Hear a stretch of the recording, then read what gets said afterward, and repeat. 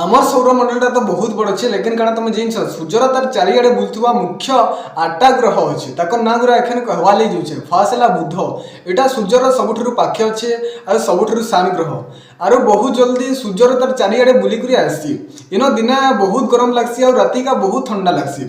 2 number है शुक्र यहाँ सबुठ चक करुवा और सबुठ गरम ग्रह इताके सकाल तारा बोली भी कहसन इतार वायुमंडलटा बहुत मोटा है।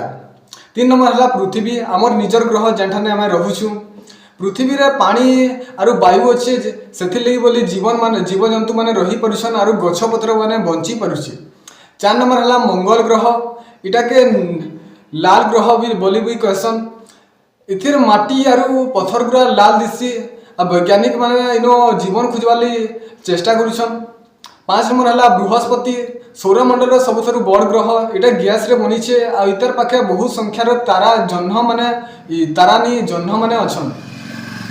6 नंबर है शनि ग्रह इटा देखबार के भारी सुंदर कहाँ जे बेले इतर पाखे गोटे चमकुवा रिंग बा चौका बागिटा गोटे अच्छे आ इटा गोटे मध्य बड़ गैस ग्रह।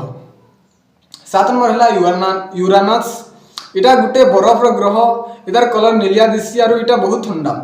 8 नंबर है नेपच्यून इटा सूर्यर बहुत दूर अच्छे आउ इठा के बहुत जोर रे पवन बहसी और इटा पूरा नीलिया रंग दिसी। किसी जानवर कथा कही दूचे प्लूटो के आगु ग्रह कहते लेकिन 2006 मसीह इटा के ग्रह बोली नहीं कहबार आ सूर्य गोटे ग्रह नुहे आ इटा गोटे बड़ तारा है जह्न आमर पृथ्वी गोटे मात्र प्राकृतिक उपग्रह है।